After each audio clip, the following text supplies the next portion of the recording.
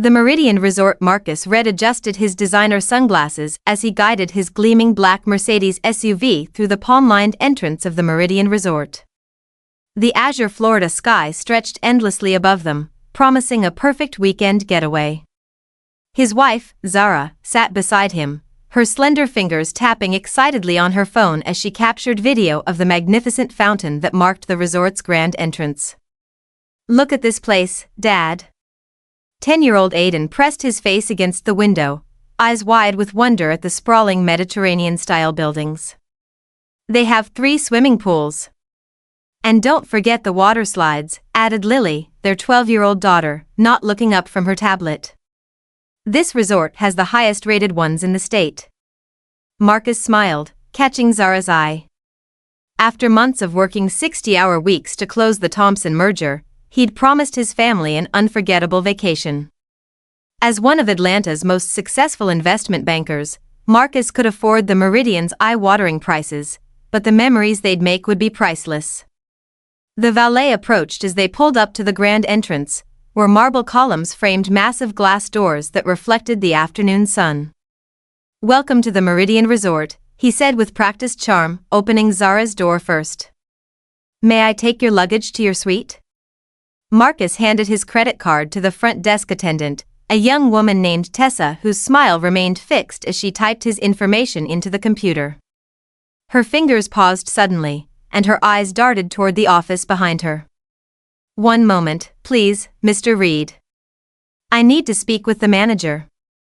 Marcus nodded, glancing back at his family. Zara was helping Lily adjust her backpack strap while Aiden spun in slow circles, taking in the massive crystal chandelier overhead. Moments later, a tall man with thinning blonde hair and a too-tight suit emerged from the office. His name tag read Bryce Whitman, General Manager. His eyes swept over the Reed family with undisguised disdain. "Mr. Reed," Bryce said, his voice flat. "I see you've booked our presidential suite." "Yes," Marcus replied. "My assistant confirmed everything last week." Bryce's thin lips formed an insincere smile. "Unfortunately, there seems to be a problem with your reservation." "What kind of problem?" Zara stepped forward, placing her hand on Marcus's arm. "The presidential suite is unavailable." "A plumbing issue." Bryce avoided eye contact. "In fact, we don't have any accommodations available for you tonight." Marcus's jaw tightened. "That's strange. Your website showed plenty of vacancies when we checked this morning." "Computer error," Bryce responded quickly. "Perhaps the Hampton Inn down the highway might be more suitable for your family." The lobby fell silent. A white couple who had just checked in paused, keys in hand, watching the scene unfold. "More suitable?" Marcus repeated, his voice dangerously quiet. "Yes," Bryce said, sliding Marcus's credit card back across the counter. "The Meridian caters to a certain clientele." Back in their car, Marcus gripped the steering wheel so tightly his knuckles turned white. Zara placed her hand gently on his arm while the children sat in uncharacteristic silence in the back seat. "I'm calling Derek," Marcus said finally, pressing his phone screen. Derek Washington, his college roommate and now business partner, answered on the second ring. "Hey, man. Thought you'd be poolside by now," Derek said. "The manager refused us a room," Marcus replied, his voice tight. "Made it pretty clear why." Derek was silent for a moment. "That's messed up. But listen, this might be interesting. I was researching potential properties last week and the Meridian came up. They're drowning in debt, Marcus. Nearly $20 million in the hole." Marcus straightened in his seat. "Are you serious?" "Dead serious. Their parent company, Altitude Hospitality Group, has been trying to offload it quietly. That fool who just disrespected your family. He probably doesn't even know his job's hanging by a thread." Marcus glanced at Zara, who raised an eyebrow, recognizing the look that had made Marcus famous in Atlanta's business circles.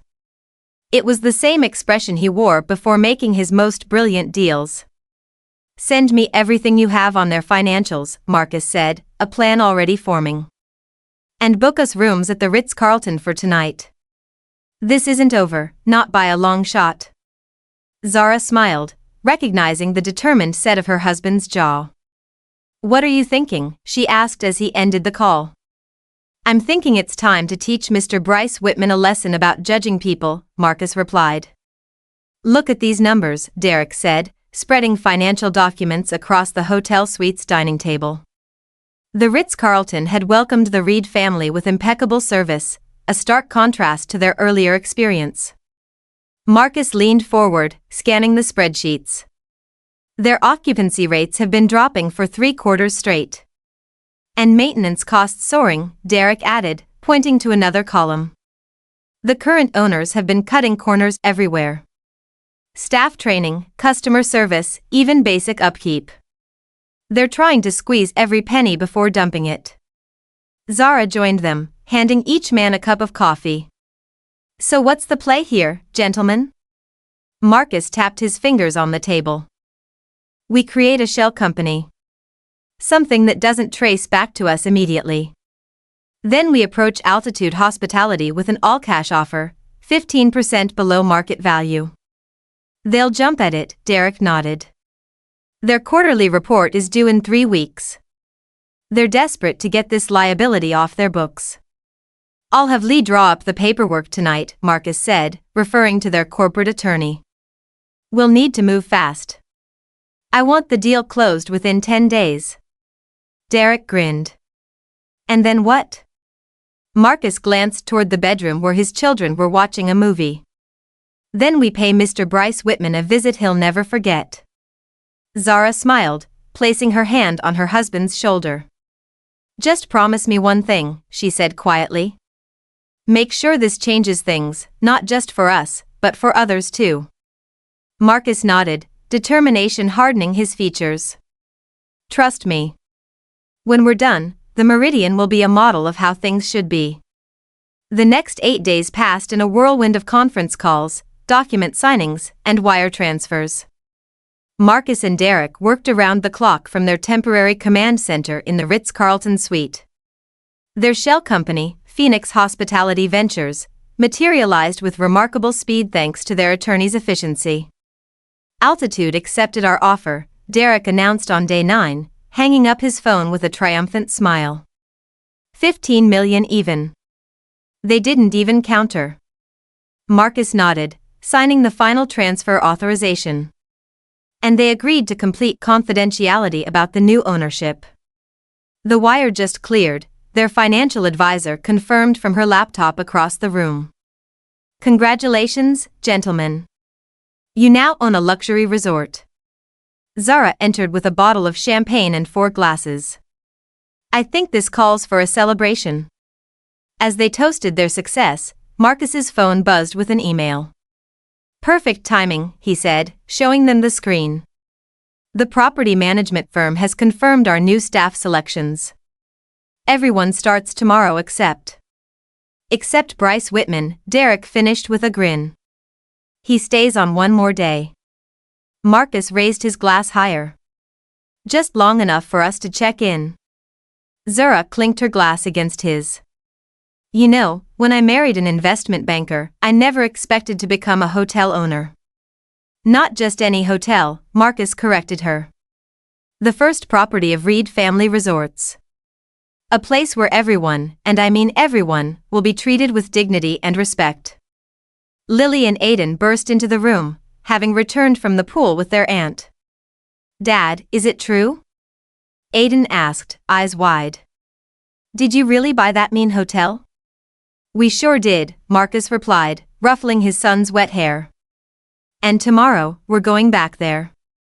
I believe they owe us a stay in the presidential suite. Marcus readjusted his designer sunglasses as he guided his gleaming black Mercedes SUV through the palm-lined entrance of the Meridian Resort.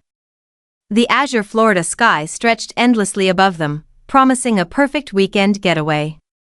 His wife, Zara, sat beside him, her slender fingers tapping excitedly on her phone as she captured video of the magnificent fountain that marked the resort's grand entrance. Look at this place, Dad. 10-year-old Aiden pressed his face against the window, eyes wide with wonder at the sprawling Mediterranean-style buildings. They have 3 swimming pools. And don't forget the water slides, added Lily, their 12-year-old daughter, not looking up from her tablet. This resort has the highest-rated ones in the state. Marcus smiled, catching Zara's eye. After months of working 60-hour weeks to close the Thompson merger, he'd promised his family an unforgettable vacation. As one of Atlanta's most successful investment bankers, Marcus could afford the Meridian's eye-watering prices, but the memories they'd make would be priceless. The valet approached as they pulled up to the grand entrance, where marble columns framed massive glass doors that reflected the afternoon sun. "Welcome to the Meridian Resort," he said with practiced charm, opening Zara's door first. "May I take your luggage to your suite?" Marcus handed his credit card to the front desk attendant, a young woman named Tessa whose smile remained fixed as she typed his information into the computer. Her fingers paused suddenly, and her eyes darted toward the office behind her. "One moment, please, Mr. Reed. I need to speak with the manager." Marcus nodded, glancing back at his family. Zara was helping Lily adjust her backpack strap while Aiden spun in slow circles, taking in the